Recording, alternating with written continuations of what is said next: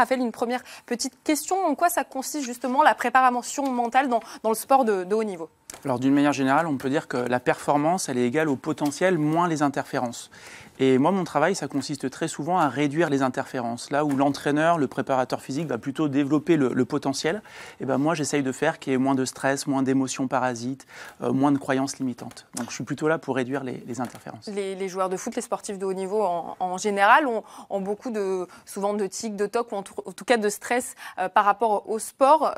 Quelles sont les petites clés pour toi pour essayer de les aider au quotidien?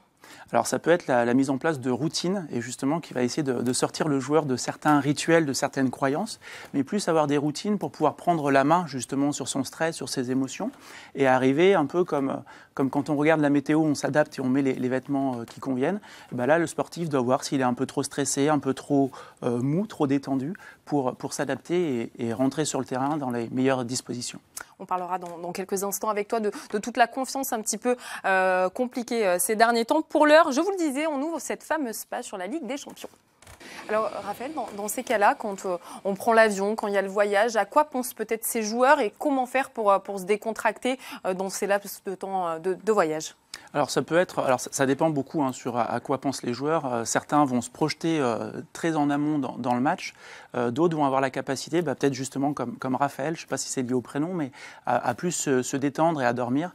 D'une manière générale, il faut essayer de perdre le moins d'énergie possible pendant ces temps pour en avoir le plus après sur les moments importants. Ce que tu le disais en amont sur ce plateau, période de stress, on épuise son corps, on use de l'énergie et ça forcément ça a un impact très négatif par la suite. Exactement, ouais, le stress est vraiment énergivore et pompe de la vitamine C, donc autant en garder parce qu'on en a besoin. Donc c'est important d'avoir des techniques de respiration, de relaxation pour avoir le taux d'activation, on va dire, le plus bas possible.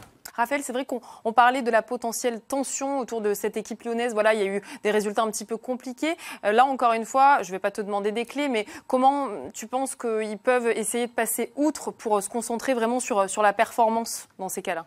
Alors déjà, c'est vrai que le problème du stress, c'est que ça crée des tensions et ça crée réellement des tensions musculaires. Donc il y a potentiellement plus de blessures, donc ça c'est un problème. Et après les clés, ça peut être d'avoir les idées très claires sur un projet de jeu, de se rappeler des bases, de se rappeler des fondamentaux. D'un point de vue juste de prépa mentale, et allez, une petite clé, mais c'est vrai que la respiration est très importante et va permettre de se détendre, donc savoir travailler sa respiration. Ça se rapproche un peu du yoga quand même. Il peut y avoir des éléments du yoga qui vont nous servir en prépa mentale, et c'est vrai que le fait d'avoir une respiration ventrale, par exemple, enlève un peu les tensions et c'est très important pour les sportifs. Tu as eu en coaching mental Jeff Rennes, Adélaïde notamment, l'un de nos très bons éléments ici à Lyon. Voilà, quelles sont peut-être les choses que tu abordes avec lui? On le sait, très performant sur un terrain. Voilà, comment tu trouves ce joueur dans son aspect psychique? Alors c'est toujours délicat de parler précisément de ce qu'on a fait, mais en effet j'ai travaillé avec Jeff l'an dernier quand il était à Angers. Il se trouve que j'habitais aussi là-bas à cette époque. Et c'est vrai que d'une manière générale, voilà, c'était un sportif qui voulait être plus performant, on va dire, qui a, je pense, et c'est reconnu de beaucoup, un très grand potentiel. Et comme je l'ai dit tout à l'heure, mon travail consiste plutôt à travailler sur les interférences. Très bien. On voit que cette semaine, elle est ultra importante pour l'Olympique Lyonnais. Toi, supporter de l'OL, se dire la Ligue des Champions, le derby qui arrive, c'est presque un tournant. Oui, je pense. En tout cas, ça a été présenté comme ça. Pour avoir lu un petit peu la presse avant de venir sur le plateau, il me semble que c'est présenté comme ça aussi au niveau de la direction de Jean-Michel Aulas. Donc c'est vrai que c'est une semaine cruciale pour les joueurs et puis peut-être encore plus pour l'entraîneur. C'est une grande première aussi pour le coach. Il a fait la Ligue des Champions en tant que joueur, mais c'est aussi dans l'aspect mental. Les premières fois, ça peut être un petit peu perturbant peut-être. Oui, je pense. En effet, c'est une première pour l'entraîneur, c'est une première pour le directeur sportif, qui est un très très grand joueur et sans doute le plus grand du club. Mais c'est sûr que ça fait beaucoup et c'était sans doute pas le début de saison qu'il imaginait, au moins en Ligue 1. Alors, on va revenir sur cette confiance, puisqu'il l'a abordé justement, Silvigno, en conférence de presse. Bien sûr, on s'y attendait. On se disait, une question va revenir sur le mental de ces Lyonnais sur cette série. Il ne faut rien dramatiser. On est en début de championnat. Il ne faut pas tout balancer. Ça va monter en puissance. Et la confiance, comme le dit régulièrement Silvigno, elle va venir. Ce manque de confiance, en plus, c'est véritablement un cercle vicieux. On perd, on a moins confiance. du coup, ça entraîne des défaites. Comment on peut essayer de sortir de ça? C'est vrai que c'est délicat quand on est sportif de se recentrer et puis de positiver également. Oui, c'est vrai, tu as tout à fait raison. En effet, c'est un cercle vicieux.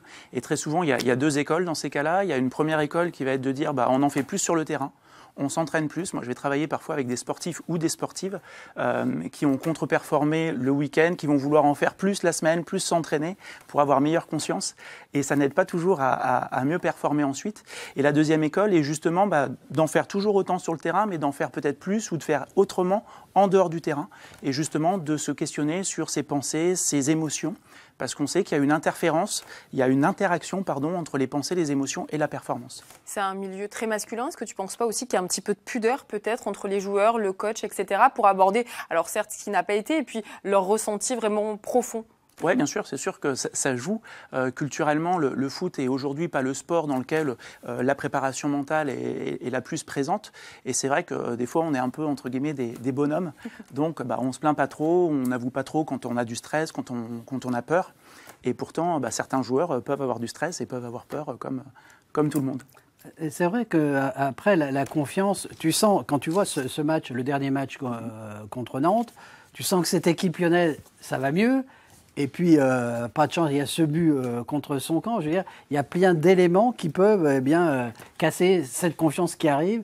Et en plus, tu as face à l'OL un gardien qui sort son match. Donc, c'est pas évident. Oui, qui a été énorme. Et c'est vrai que dans ce genre de cas, surtout dans le haut niveau, il y a une pression du résultat et pas que de la performance.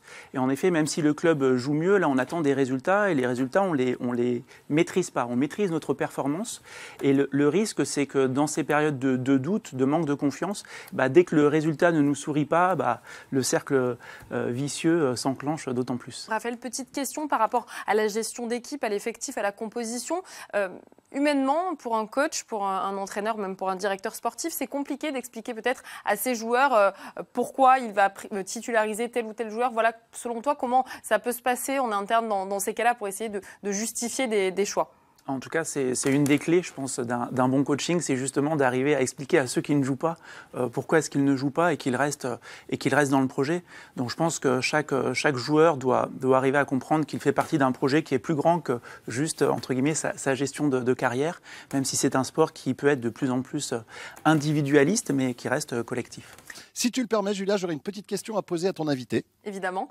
Je voudrais savoir, bonsoir d'abord, je voudrais savoir si on s'adapte par rapport au sport. Ce que je veux dire par là, c'est est-ce qu'on, psychologiquement, mentalement, on prépare un athlète pour le foot comme on prépare un athlète, par exemple, pour le rugby?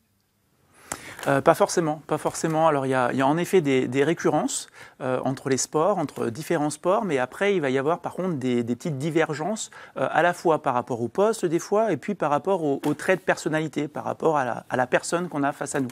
D'accord, donc il y a un petit changement malgré tout. C'est ça, il faut quand même s'adapter.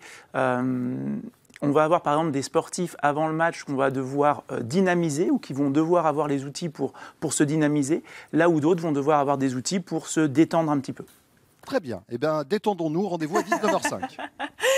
Et puis, on termine avec cette banderole mythique. C'était à Nancy en 2012. Regardez, quand les Nancéens n'avaient pas marqué depuis 2 mois, les supporters avaient tendu cette banderole. Regardez, le but, c'est ici. Pas mal. C'est vrai, Raphaël, ça ne doit pas être facile à gérer. Parfois, la pression des supporters, les banderoles, les chants, quand on est sur le terrain, ça doit faire beaucoup d'émotions quand même. Ouais, c'est pas évident. Et ceci dit, c'est pas idiot de faire ce type de banderole parce que notamment quand on est très stressé, le champ visuel diminue un peu. Donc ça peut être bien d'indiquer où est la cage. Ah, c'est vrai, voilà, j'ai appris. Oui, il faut le faire, c'est conseillé. Mais on attend ta banderole.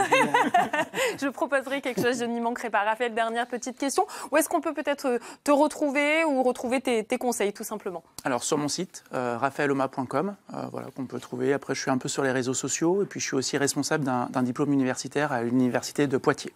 Très bien. Bon, écoute, voilà. On te souhaite plein de bonnes choses. Merci beaucoup en tout cas pour tes lumières. C'était super de te recevoir.